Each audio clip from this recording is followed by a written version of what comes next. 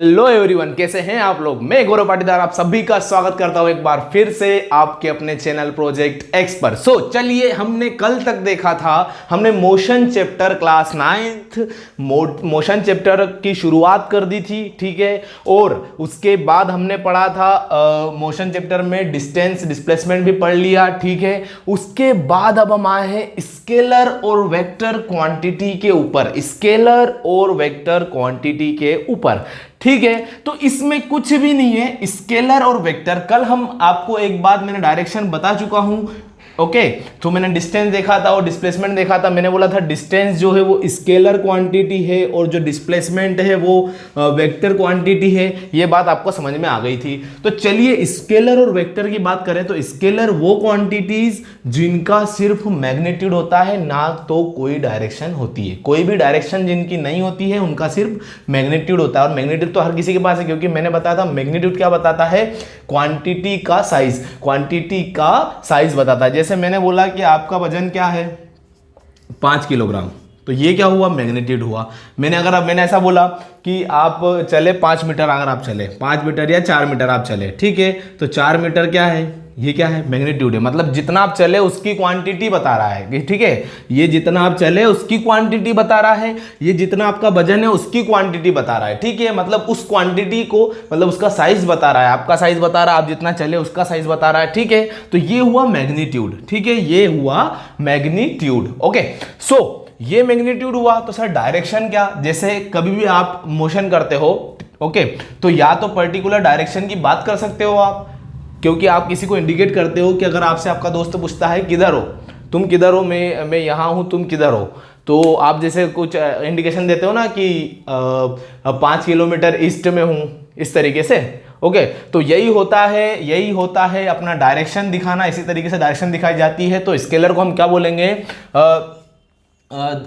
those units which has only magnitude, ठीक है, only magnitude, ठीक है, ओके। और इसमें वेक्टर में क्या आ जाएगा, those quantities which have magnitude as well as direction, okay, magnitude as well as direction, okay.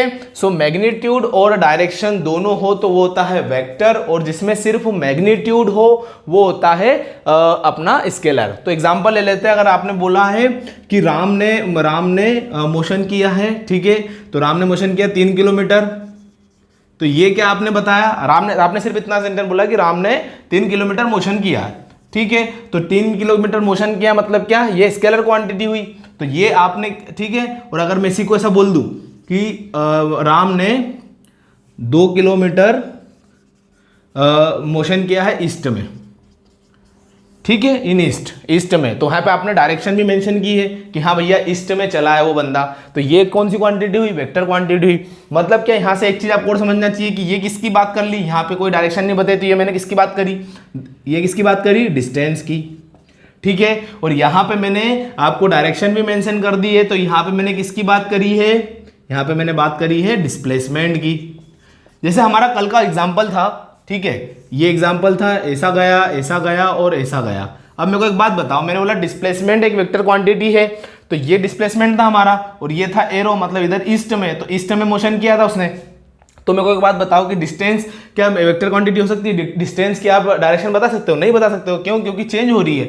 यहाँ से ये यहाँ गया, फिर यहाँ से ये यहाँ गया, मतलब दो डायरेक्शन दो बार चेंज हुई है, ठीक है। तो डिस्टेंस की कोई डायरेक्शन नहीं होती है, इसलिए डिस्टेंस को हम स्केलर क्वांटिटी बोलते हैं और अपने डिस्प्लेसमेंट को हम वेक्टर क्वांटिटी बोलते हैं। क्योंकि वेक्टर क्वांटिटी की एक पर्टिकुलर, हमने क्या बोला कि इनिशियल पॉइंट और फाइनल पॉइंट को ज्वाइन कर दो डायरेक्ट, तो हमारा डिस्प्लेसमेंट मिल जाएगा।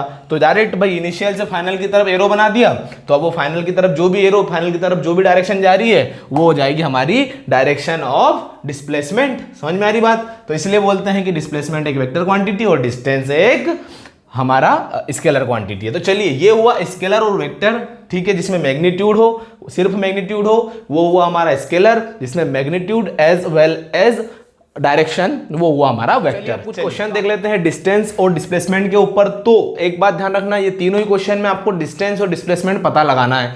तो चलिए देख लेते हैं पहला क्वेश्चन। देखो ध्यान रखना पहली बात तो कि कहां से कहां एरो जा रहा है। ए से बी एरो गया, मतलब ए पॉइंट से कोई ए पॉइंट जो है वहां से कोई ने मोशन करना चालू करा बी पॉइंट तक, बी पॉइंट से फिर वो सी पॉइंट पे गया और सी पॉइंट से फिर वो ए पॉइंट पर गया। ठीक है, वैसे तो ये आपको मैंने भी ये शॉर्ट में इसमें कोई लिखा नहीं है, थ्योरी नहीं लिखी है, वैसे थ्योरी लिखी रहती है तो आपको समझ में भी आ जाएगा। ठीक, तो ए से शुरू किया, ए पे आ गया, मतलब क्या, पहली बात हम बात करते हैं डिस्टेंस की। किसकी बात करते हैं? डिस्टेंस की। तो डिस्टेंस कितना हो जाएगा? डिस्टेंस हो जाएगा total path covered. Total path covered मतलब कितना? पहले ए से बी जाने के लिए वो 5 किलोमीटर चला, फिर बी से सी जाने के लिए वो 3 किलोमीटर चला, फिर सी से ए वापस जाने के लिए उसने 4 किलोमीटर चला और वापस ए पे आके वो रुक गया। ठीक है, तो ये हुआ हमारा 5 3 8 8 और 4 12, तो 12 किलोमीटर का उसने क्या कवर किया है? डिस्टेंस कवर किया। कितना करा? 12 मीटर का। ठीक है, उसके बाद हम बात कर लेते हैं डिस्प्लेसमेंट की बात कर लेते हैं। तो डिस्प्लेसमेंट पे ध्यान देना है। यहाँ पे एक बात बताइए, मैंने बोला था आपको कि इनिशियल पॉइंट और फाइनल पॉइंट को ज्वाइन करना है डिस्प्लेसमेंट फाइंड करने के लिए। ओके, मतलब इनिशियली वो ऑब्जेक्ट कहां से शुरू हुआ और फाइनली वो कहां पर खत्म हुआ, उन दो पॉइंट्स को आप ज्वाइन करोगे और उनके बीच की डिस्टेंस देखोगे तो आपको पता चलेगा कि कितना डिस्प्लेसमेंट हुआ है, कितना वो ऑब्जेक्ट फाइनली डिस्प्लेस हुआ है। ये डिस्प्लेसमेंट का मतलब है कितना वो डिस्प्लेस हुआ है, मतलब अपनी जगह से कितना वो डिस्प्लेस हुआ है। तो देखिए इनिशियल पॉइंट, इनिशियली ऑब्जेक्ट कहां पे था? ए पॉइंट पे था। ए से घूमते घूमते वापस कहां आ गया? ए पे आ गया, मतलब फाइनली भी कहां पहुंचा? वो ए पे पहुंचा, तो ऑब्वियसली वहीं था और वहीं आ गया, तो डिस्प्लेस कितना हुआ? 0 हुआ, डिस्प्लेस हुआ ही नहीं है। ठीक है, तो डिस्प्लेसमेंट कितना आ जाएगा आपका? 0। कितना आ गया? 0। ये हुआ आंसर। ठीक है, तो ये हुआ हमारा पहला क्वेश्चन खत्म।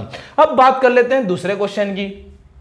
ए पॉइंट पे हमारा ऑब्जेक्ट है, इसको हमने घुमाया, कितना घुमाया? इस तरीके से घुमाया। एक रिवॉल्यूशन इसका पूरा करा हमने, एक रिवॉल्यूशन इसका पूरा किया, ये गया ए पॉइंट पे। तो यहां पे भी कुछ वैसी चीजें दिख रही है कि भैया डिस्प्लेस कितना डिस्प्लेस हुआ? ये डिस्प्लेस 0 हुआ, डिस्प्लेसमेंट 0 हुआ, क्योंकि कुछ डिस्प्लेसमेंट हुआ ही नहीं, क्योंकि ए पॉइंट से हमने क्या देखा है कि इनिशियल और फाइनल पॉइंट को ज्वाइन करो। तो यहां से ये ऑब्जेक्ट चला, यहां से ऐसा यहीं आ गया, मतलब इनिशियली ये यहीं पे था, फिर चला और वापस फाइनली भी ये यहीं पे आ गया, मतलब डिस्प्लेस कुछ हुआ ही नहीं है वो ऐसा। तो डिस्प्लेसमेंट कितना हो जाएगा आपका? डिस्प्लेसमेंट हो जाएगा वापिस 0।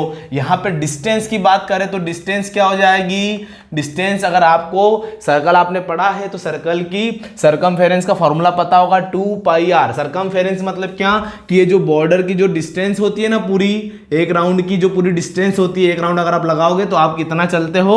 2πr। तो डिस्टेंस इस केस में कितनी हो जाएगी? 2πr। ये आपका आंसर हो जाएगा। तो 2πr और डिस्प्लेसमेंट 0। ये बहुत बेसिक से क्वेश्चन थे। अब थोड़ा सा ये अच्छा क्वेश्चन देखा जाए। देखो क्या बोल रहा है ये, अ मैन ट्रेवल्स। देखो ये बेसिक से मतलब ये कि आपको कॉन्सेप्ट अच्छे से क्लियर हो गए होंगे आई थिंक।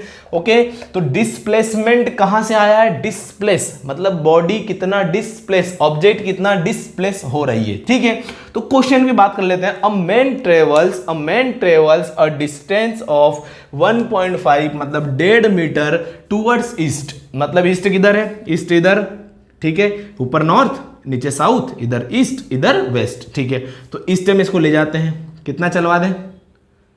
ईस्ट में ये चल जाएगा 1.5 मीटर। कितना चल जाएगा? 1.5 मीटर। ओके, सो इतना चल दिया। उसके बाद 2 मीटर वो चल रहा है साउथ में। साउथ किधर? नीचे है। ठीक है, तो ये मान लो 2 मीटर साउथ में चला दिया उसको। 2 मीटर साउथ में चलाने के बाद हमने देखा कि फाइनली वो 4.5 मीटर किधर जा रहा है? ईस्ट में जा रहा है। ओके, सो ये चलेगा ईस्ट में 4.5 मीटर। अब क्या बोल रहा है वो? 4.5 मीटर। तो 2 मिनट रुको, एक काम करते हैं, इसको ऊपर बनाते डायग्राम। 1.5 मीटर कितना चला? 1.5 मीटर। ये चला आपका 2 मीटर, ये चला आपका 4.5 मीटर, ये हुआ आपका 4.5 मीटर, ये हुआ आपका 2 मीटर। ठीक है, और ये हुआ आपका 1.5 मीटर। एक बात समझ में आ गई। अब क्या है, अब इसमें आपको डिस्टेंस और डिस्प्लेसमेंट पता लगाना है, ठीक है। तो डिस्टेंस और डिस्प्लेसमेंट पता लगाने के लिए हम सबसे पहले डिस्टेंस की अगर बात कर लेते हैं तो डिस्टेंस हमने पढ़ा है total path covered, total path covered. तो टोटल पाथ कहां से, यहां से शुरू हुआ, कौन ऑब्जेक्ट, हम मतलब आप ही चलना शुरू हुआ यहां से, ईस्ट में गए पहले, तो ये इधर ईस्ट है, नीचे फिर साउथ में गए 2 मीटर, फिर आपने वापस फाइनली ईस्ट में आपने मोशन किया कितना, 4.5 मीटर। ओके, सो आपने यहां से शुरू किया, यहां पहुंचे, तो पहले आपने डायरेक्ट डिस्टेंस के लिए क्या करेंगे हम 1.5, पहले इतना चले, उसके बाद 2.0, ठीक है, उसके बाद आप इतना चले 4.5, तो 5 5 10 1 2 2 4 4 और 2 6, ठीक है। तो 6 मीटर ये ना, हाँ ठीक है, 6 मीटर आपका क्या आया, डिस्टेंस आई आपकी। 6 मीटर कितनी है, क्या आई आपकी, डिस्टेंस आई है। एक बात समझ में आ गई है, तो चलिए बहुत बढ़िया। 5 नहीं यार, थोड़ा गड़बड़ जा रहा ना, 5 6 और 2 8 आएगा, ठीक है। सो ये हुआ आपका 8 मीटर की डिस्टेंस आपने ट्रेवल कर ली, टोटल डिस्टेंस हमने बात करी, चलिए ठीक है। अब क्या सर, अब क्या है, डिस्प्लेसमेंट कैसे निकालेंगे, तो डिस्प्लेसमेंट कैसे निकालेंगे, डिस्प्लेसमेंट, ठीक है, डिस्प्लेसमेंट की बात करें तो डिस्प्लेसमेंट में हमने पढ़ा है कि इनिशियल और फाइनल पॉइंट को हम ज्वाइन करते हैं। तो ये हुआ आपका इनिशियल, ये हुआ फाइनली, ये यहां पे ऑब्जेक्ट आपका पहुंचा है। तो इनिशियल और फाइनल पॉइंट को हमको ज्वाइन करना है। तो अभी जो हमने इससे पहले 2 केस देखे थे उसमें क्या देखा था कि इनिशियल जहां से शुरू होता है फाइनली वो वहीं पे पहुंच रहा था, तो उनको ज्वाइन करने से मतलब नहीं, क्योंकि वो डिस्प्लेस हुआ ही नहीं, वो वहीं के वही है, ओवरलैप कर गए हैं, वो वापस पोजीशन वही पोजीशन पे आ गया, तो इसलिए वो डिस्प्लेसमेंट 0 हो गया। अब यहां पे हमको दिख रहा है कि सर ये जो पॉइंट है, ये जो, इसको आगे शिफ्ट कर लेता थोड़ा सा,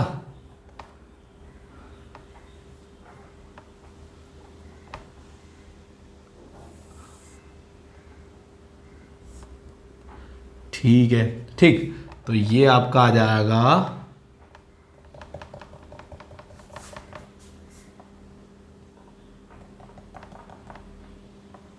ओके। सो यहां पे आपका ये आ गया हमारा डिस्प्लेसमेंट। ये हमको ये पूरे डिस्टेंस जो ये इतनी डिस्प्ले ये है ना डिस्टेंस, इसको हमको फाइंड करना है, यही होगी डिस्प्लेसमेंट। इसी को हम क्या बोल सकते हैं, शॉर्टेस्ट डिस्टेंस। शॉर्टेस्ट डिस्टेंस ये होगी, और या फिर डिस्प्लेसमेंट बोलते हैं हम। ओके, सो यहां पे हमको ये फाइंड करना है, इसकी लेंथ हमको पता है 4.5, इसकी लेंथ हमको पता है 2.0 और इसकी पता है 1.5। तो क्या, अब एक मेरे को बात बताना, हम यहां पे हाइपोटेनियस थ्योरम लगा सकते हैं क्या, हाँ लगा सकते हैं। तो कैसे लगा सकते हैं, देखो ये ट्रायंगल बनना चाहिए, कौन सा, राइट एंगल ट्रायंगल, कौन सा बनना चाहिए, राइट एंगल ट्रायंगल, ठीक है। तो क्या होगा कि अगर हम यहां से एक परपेंडिकुलर डाल दें और ऐसी ज्वाइंट कर दें, मान लो ये हमने परपेंडिकुलर डाल दी, ठीक है, ये भी एक इमेजिनरी, हम सिर्फ मान के चल रहे हैं कि ये परपेंडिकुलर हमने डाली, ठीक है। तो ये परपेंडिकुलर को देख लेते हैं, हाँ ये डाल दिया हमने परपेंडिकुलर, इसको भी हमने इधर इधर एक्सटेंड कर दिया, ठीक है। तो ये कर दिया, लो एक्सटेंड, इसको भी हमने, ओके।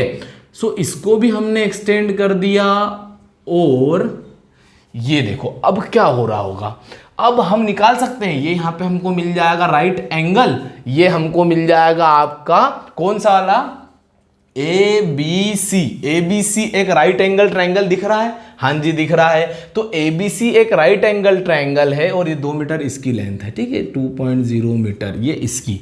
चलिए, तो अब एक बात बताइए, आपके पास 4.5 कितनी डिस्टेंस है, ये यहां से लगा के यहां तक की, आपको यहां से लगा के यहां तक की डिस्टेंस फाइंड करना है। कहां से कहां तक की, यहां से यहां तक की डिस्टेंस आपको फाइंड करना है। अब इस ट्रायंगल में अपने को पता लगानी है, ये कौन सी साइड, AC पता लगानी है, पर अपने को ये दोनों भी पता होना चाहिए, तभी हम AC को फाइंड कर सकते हैं। हाइपोटेनियस मतलब h², ठीक है, हाइपोटेनियस का square is equal to perpendicular का स्क्वायर प्लस बेस का स्क्वायर, शायद आपने पढ़ा भी होगा। ओके, सो अब यहाँ पे देख लिया जाए कि भैया इसको कैसे फाइंड करा जाए। ठीक, तो ये इस डिस्टेंस किसके बराबर है, ये 1.5 के, मतलब सेम है, इतनी डिस्टेंस है, तो ये 1.5 मीटर, ये हमको पता लग गया, बहुत बढ़िया। ठीक है, और ये जो डिस्टेंस है वही डिस्टेंस ये भी है, सेम है, एक ही प्लेन पे एक ही जगह है, तो ये और ये, तो ये कितनी हो जाएगी 2.0 मीटर।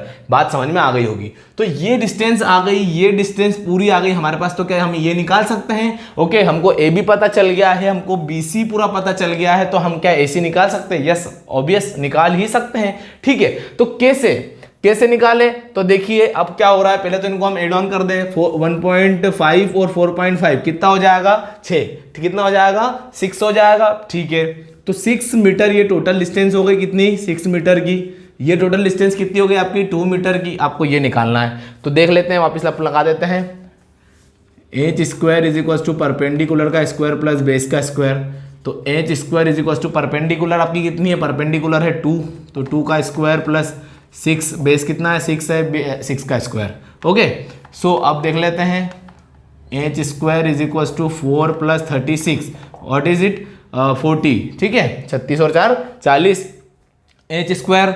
ठीक है, तो एच स्क्वायर का स्क्वायर हट के रूट गया, और 40 का लगभग जाएगा ये का 36 ना, तो 6.5 के लगभग, नहीं 6.334 के लगभग जाएगा। ठीक है, तो एच की वैल्यू आ जाएगी आपकी 6.3 मीटर। कितनी आई आपकी, ये डिस्टेंस ये जो डिस्प्लेसमेंट आ रहा है आपका कितना आया 6.3 मीटर, ये डिस्प्लेसमेंट आपका आ गया। बात क्लियर हो गई। तो ये ऐसे क्वेश्चन, ये सबसे हार्ड क्वेश्चन था मेरे हिसाब से, ऐसे क्वेश्चन नहीं आते हैं, कोई टेंशन नहीं लेना है, बस मैंने आपको एक्सप्लेनेशन दिया कि किस तरीके से होता है। अगर ऐसा क्वेश्चन आ जाए तो कुछ नहीं, आपको एक हाइपोटेनियस थ्योरम लगानी रहती है। हाइपोटेनियस थ्योरम लगती है, जैसे हाइपोटेनियस का square is equal to perpendicular का स्क्वायर और ये बेस का स्क्वायर। ये जो होती है सबसे लंबी साइड वो होती है हाइपोटेनियस, ये जो इसके सामने रहती है, इस एंगल के सामने जो साइड रहती है वो होती है परपेंडिकुलर, और इन दोनों को छोड़ के जो थर्ड साइड रहती है वो बेस रहती है। ठीक है, तो ये होता है इसका फॉर्मूला, और इस तरीके से इसको सॉल्व किया जाता है, और ऐसे क्वेश्चनों में इस तरीके से सोचना चाहिए। समझ में आ गई होगी बात। चलिए, तो ये आपका आंसर आ गया 6.3 मीटर का डिस्प्लेसमेंट, और डिस्टेंस आपका कितना आया टोटल 8 मीटर आपका डिस्टेंस कवर्ड हुई थी। तो अब होता है हमारा यहाँ पे क्वेश्चन खत्म हो रहे हैं, अब हम बढ़ते हैं आगे हम कुछ और नई चीजें देखने वाले हैं। चलिए, तो अब बात कर लेते हैं uniform and non uniform motion के ऊपर। तो चलिए, यूनिफॉर्म मोशन क्या होता है, नॉन यूनिफॉर्म मोशन क्या होता है, देखते हैं। If body travels equal distance in equal interval of time, देखिए equal distance in equal interval of time, ये देखना है। जैसे अभी हमने मोशन देखा था, तो मोशन तो हमने देख लिया कि हाँ भैया मोशन कैसे होता है, तो मोशन हमने सीख लिया, डिस्टेंस कैसे कवर होती है, डिस्प्लेसमेंट कैसे कवर होती है। पर अब अगर वो मोशन कर रहा है तो उसमें अपन घुसते हैं अंदर कि यार वो मोशन कर रहा है तो वो यूनिफॉर्म मोशन कर रहा है या फिर नॉन यूनिफॉर्म मोशन कर रहा है। तो यूनिफॉर्म मोशन में हमने देखा है कि इक्वल डिस्टेंस ट्रेवल करता है इक्वल इंटरवल ऑफ टाइम में। समझ में आ रही बात। तो कैसे, देखिए जैसे एग्जांपल ले ले, तो ये एग्जांपल है 2 मीटर पर सेकेंड। ठीक है, इसका मतलब ये होता है, ये अब भी हम स्पीड और वेलोसिटी आगे पढ़ने वाले हैं, उसमें आप समझ जाओगे। 2 मीटर पर सेकेंड ये किसकी यूनिट है, स्पीड या वेलोसिटी, आप किसी की बोल सकते हो, स्पीड बोल दो। ठीक है, तो 2 मीटर पर सेकेंड मतलब क्या कि 2 मीटर चल रहा है हर सेकेंड। मतलब अभी चालू की मैंने बाइक चालू की एक परफेक्ट एक फिक्स एक्सीलेटर पे, हमने मतलब मैं चालू हुआ यहाँ से और फिर मैंने देखा मैंने कवर की 2 मीटर किसमें 1 सेकेंड में। मतलब मेरी स्पीड इतनी हो गई थी कि मतलब मेरा एक्सीलेटर फिक्स हो गया था। हम जैसे हाईवे पे चलते हैं तो 2 मीटर पर सेकेंड मतलब क्या कि हर सेकेंड जैसे यहाँ से आप देखो कि यार चलो 1 सेकंड में कितना चला, ये 2 मीटर चला, फिर अगले सेकंड में कितना चला 2 मीटर चला, उसके बाद अगले सेकंड में कितना चला 2 मीटर। तो 2 मीटर हर सेकंड में चल रहा है, तो ये हुआ यूनिफॉर्म मोशन हुआ, इसको हम बोलते हैं यूनिफॉर्म। और ये हर जगह तो संभव है ही नहीं, आपको पता ही है। ट्रैफिक सिग्नल्स वगैरह आते हैं, ट्रैफिक लगते हैं, या फिर कहीं पे भी एकदम हाईवे वो भी खुला मिले एकदम, तब जाके यूनिफॉर्म मोशन होता है। वैसे यूनिफॉर्म मोशन बहुत मुश्किल से मिलता है हमको, क्योंकि यूनिफॉर्म मोशन आप ही बाइक चलाते हो, आपको पता ही है कि ऐसा यूनिफॉर्म जो मैंने ये बताया कि 2 मीटर ये वाले सेकंड में, अगले सेकंड में फिर 2 मीटर, अगले सेकंड में फिर 2 मीटर, मतलब समझ में आ रहा है। तो यूनिफॉर्मली चलाना मुश्किल है, कहीं ना कहीं ब्रेक लगाने पड़ जाते हैं, कहीं ना कहीं एक्सेलरेट करना पड़ जाता है। ओके, सो ये हुआ यूनिफॉर्म मोशन, मतलब इक्वल डिस्टेंस ट्रेवल हो रही है इक्वल इंटरवल ऑफ टाइम में। ये बात आपको समझ में आ गई। अब बात कर लेते हैं नॉन यूनिफॉर्म। नॉन यूनिफॉर्म क्या होगा? If body travels unequal distance in equal interval of time, ठीक है, unequal distance in equal interval of time. अब देखो क्या हो रहा है कि मतलब अगर अनइक्वल डिस्टेंस ट्रेवल कर रहा है इक्वल इंटरवल ऑफ टाइम, मतलब टाइम इंटरवल तो इक्वल ही रहेगा ना भैया। पहला 1 सेकेंड, आगे भी 1 सेकेंड आएगा, फिर 1 सेकेंड आएगा, मतलब 5 से 6 सेकेंड आएगा, 6 से 7वां सेकेंड आएगा। बात समझ में आ रही? 1 सेकेंड ऐसे आएंगे। तो देखो 5वें सेकेंड वो मान लो कि उसकी पहले सेकेंड पे, फर्स्ट सेकेंड पे उसकी क्या थी स्पीड? 5 metre per second. दूसरे सेकेंड पे उसकी स्पीड क्या थी? दूसरे सेकंड पे मतलब अगले सेकंड कितनी होगी इसकी? 6 मीटर पर सेकंड, जो कि हमारे साथ नॉर्मली होता है जब हम बॉडी को एक्सेलरेट करते हैं, जब हम हमारी बाइक को एक्सेलरेट करते हैं तो 5 से 6 हो जाती है, ठीक है, मतलब एक्सेलरेट करते हैं मतलब एक्सेलेटर को खींचते हैं अपन, ठीक है, तो 5 से 6 हो जाती है। फिर मान लो कि 7 हो गई, फिर मान लो 7 की बजाय 9 हो गई, फिर 8 की बजाय 9 ही हो गई, 9 मीटर अगले सेकंड। तो इस तरीके से ये होता है नॉन यूनिफॉर्म। या फिर कम होते चले जाएगी, आप ब्रेक लगा रहे हो तो 5 से 4 हो जाएगी, 3 हो जाएगी, मतलब हर सेकेंड में आपकी स्पीड में चेंज आ जाना वो होगा नॉन यूनिफॉर्म। मतलब यूनिफॉर्मिटी नहीं है। आप अगर आप बोलते हो ना स्कूल में यूनिफॉर्म पहन के आना है, यूनिफॉर्म पहन के आना है, तो यूनिफॉर्म का मतलब क्या होता है? यूनिफॉर्म का मतलब होता है एक जैसा, समान, समांतर रूप से, ठीक है। तो समान एक जैसा आप पहन के आ रहे हो, एक जैसा, बात समझ में आ रही है? तो वही यूनिफॉर्म होती है। तो वैसे ही नॉन यूनिफॉर्म में यूनिफॉर्म का मतलब क्या? ये यूनिफॉर्म मतलब एक जैसी, मतलब एक जैसी स्पीड ट्रेवल होगी, एक जैसा डिस्टेंस कवर होगा, किसमें? इक्वल इंटरवल टाइम में। और नॉन यूनिफॉर्म मतलब एक जैसा डिस्टेंस ट्रेवल कवर नहीं होगा इक्वल इंटरवल ऑफ टाइम में। मतलब टाइम तो वही लेंगे हम, फर्स्ट सेकेंड, सेकेंड, ठीक है, फिर थर्ड वाला, फिर फोर्थ, पर हमारी स्पीड क्या हो रही? पहले में 5 थी, फिर 6 थी, फिर अगले में 7 थी, फिर अगले में 9 हो गई। तो इस तरीके से चेंज हो रही है। तो ये हुआ आपका यूनिफॉर्म और नॉन यूनिफॉर्म मोशन। अब इनके ऊपर हम ग्राफ की बात कर लेते हैं। ग्राफ के ऊपर बात करेंगे, देख लेते हैं, ये ग्राफ पे बात कर लेते हैं। तो देखो पहली बात, अगर यूनिफॉर्म मोशन का ग्राफ की बात करें तो स्ट्रेट लाइन होता है। कैसे स्ट्रेट लाइन होता है? देखो ग्राफ का एक पहले तो प्रॉपर्टी बता दूं ग्राफ की मैं, कि ग्राफ पे एक्स एक्सिस ये होती है, ये वाई एक्सिस होती है। तो एक्स एक्सिस पे हमेशा इंडिपेंडेंट क्वांटिटी आती है। तो इंडिपेंडेंट क्वांटिटी कौन लेंगे? हम हमेशा टाइम लेंगे। किसको लेंगे? टाइम कभी किसी पे डिपेंड नहीं होता। टाइम का काम है चलना, वो चलते रहेगा, चाहे तुम रहो ना रहो, कोई मतलब नहीं उसको। तो टाइम आता है हमारा एक्स एक्सिस पे और डिस्टेंस आता है हमारा वाई एक्सिस पे, क्योंकि हम बोलते हैं कि कितना डिस्टेंस ट्रेवल किया कितने टाइम में, तब आता है हमारा मोशन। ये हम पढ़ चुके हैं, ये हमने देखा है, डेफिनेशन आगे बहुत अच्छे से पढ़ने वाले हैं।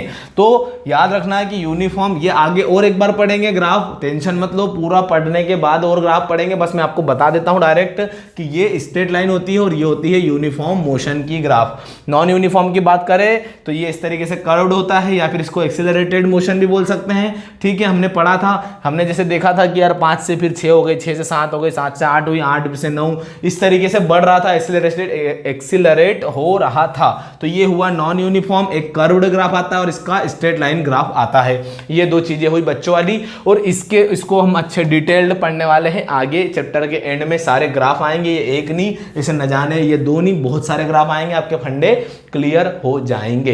तो चलिए अब हम इसका थोड़ा एग्जांपल देख लेते हैं। जैसे नॉन यूनिफॉर्म का तो हमने देख लिया कि भैया अगर आप चल रहे हो, हाईवे पे चल रहे हो और एक फिक्स्ड एक्सेलरेट कर रहे हो बाइक को आपकी और चला रहे हो, तो चल जाएगा आपका कि यूनिफॉर्म मोशन आपका आ गया है। चलिए ठीक है।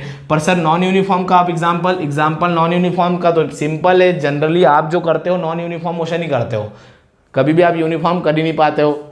जैसे एक ट्रेन का चलना, ट्रेन क्या करती है? पहले यहाँ रेस्ट पे थी, फिर बढ़ी, फिर आपको आप गेट पे खड़ना, आपने ट्रेन रुकी हुई है, आप गेट पे खड़े हो, ठीक है, गेट पे खड़े रहना, खड़ना मत वैसे, ठीक है। अब आप गेट पे खड़े हो, जैसे ही आपकी ट्रेन रुकी हुई है, ट्रेन चालू होगी, तो आपके बाल पहले हल्की सी हवा लगेगी, फिर और ज़्यादा हवा लगेगी, फिर और ज़्यादा हवा लगेगी। तो हो क्या रहा है? स्पीड बढ़ रही है ट्रेन की, तभी तो आपको इतनी हवा लग रही है। तो ट्रेन की स्पीड कैसे बढ़ रही है? एक्सीलरेट हो रही है, वो नॉन यूनिफॉर्म मोशन कर रही है। समझ में आई बात। तो ये होता है आपका नॉन यूनिफॉर्म का एक एग्जांपल। और एक होता है एसिलरेशन ड्यू टू ग्रेविटी, जो ग्रेविटी फोर्स लगाता है ना, एसिलरेशन ड्यू टू ग्रेविटी, तो वो भी होती है, वो होती है 9.8 मीटर पर सेकेंड स्क्वायर। मतलब 9.8 मीटर पर सेकेंड की स्पीड से पर सेकेंड वो बढ़ती है। ये चीज आपको ग्रेविटेशन में पढ़ाएंगे, इस पे मत फोकस करो, इस पे थोड़ा सा उलझ जाओगे, ठीक है। तो किसी भी बॉडी का मोशन, किसी भी बॉडी का जो मोशन रहता है वो डिपेंड करता है तीन चीज़ों पे, वो हुई हमारी स्पीड, वेलोसिटी और एसिलरेशन। मतलब किसी भी बॉडी का जो मोशन है वो डिपेंड करेगा स्पीड, वेलोसिटी और एसिलरेशन पे। तो हम इन तीनों टर्म्स को अलग अलग पढ़ने वाले हैं। अभी तक हमने देखा है, अभी तक हमने पहले तो समझा कि भैया मोशन क्या होता है, ओके। उसके बाद हमने देखा डिस्टेंस, देखा डिस्प्लेसमेंट, देखा उसके बाद हमने देखा स्केलर क्वांटिटी, वेक्टर क्वांटिटी, उसके बाद हमने देखा यूनिफॉर्म मोशन और नॉन यूनिफॉर्म मोशन। अब हम पढ़ने वाले हैं स्पीड और वेलोसिटी और उसके बाद एसिलरेशन। चलिए तो अब बात करते हैं स्पीड के ऊपर। स्पीड आप बचपन से बोलते आ रहे हो, सुनते आ रहे हो, समझते आ रहे हो, ठीक है। बस मतलब फिजिक्स की भाषा में नहीं समझा, बाकी तो आपने समझा ही है कि अगर आप बाइक पे बैठे हो, भैया बाइक तेज चला रहे हैं, तो आप बोलोगे अरे यार स्पीड कम करो, मेरे को डर लग रहा है, डर लग रहा है, डर लग रहा है, इस तरीके से। तो वो क्या है, वो स्पीड क्या है, वो स्पीड क्या है, उसी को हम पढ़ने जा रहे हैं। तो स्पीड होता है distance travelled by body in a particular time in a unit time, ठीक है। मतलब distance travelled upon time taken. तो चलिए इसका फॉर्मूला लिख देते हैं अपन। Speed is equals to distance travelled upon time taken, ठीक है, टाइम टेकन। ये बात समझ में आ गई होगी आपको। तो speed is equals to distance travelled upon time taken, या फिर बोल सकते हो speed is equals to distance upon time. Speed is equals to distance upon time, ठीक है। टाइम टेकन बोल सकते हो, टाइम टेकन बोलना ज़्यादा अच्छा है, ठीक है, और क्लियर होगा उस चीज़ से, ठीक। तो ये हुआ हमारा स्पीड। अब एक बात बताओ मेरे को, स्पीड क्या है। मतलब स्पीड आपने बोला कि धीरे चलाओ, अच्छा कोई बाइक जा रही है, ऐसी कोई बाइक, आप खड़े हो मार्केट में, आपके पास एकदम स्पीड में बाइक निकली, तो आप क्या बोलते हो, अरे क्या स्पीड चला रहा है यार, अरे यार ये फलाना वलाना। मतलब क्या कि आप स्पीड से, और अगर आपके पास से अगर वैसे ही कोई बैलगाड़ी निकल रही है, एकदम धीरे धीरे निकल रही है, ठीक है, तो आपको अगर उधर क्रॉस करना है, वो धीरे धीरे, अरे जल्दी चलना काका यार, लेट हो रहा है, ये वो, समझ में आ रही बात। तो उससे क्या होता है, इस चीज से क्या होता है कि स्पीड एक ऐसी चीज है जिससे आप किसी भी ऑब्जेक्ट के मोशन को जज करते हो कि कोई ऑब्जेक्ट बहुत फास्ट जा रहा है या कोई ऑब्जेक्ट बहुत स्लो जा रहा है। समझ में आ रही बात। तो किसी भी ऑब्जेक्ट की आप मोशन को डिटरमाइन करते हो, मोशन को जज करते हो, किसकी मदद से, स्पीड की मदद से।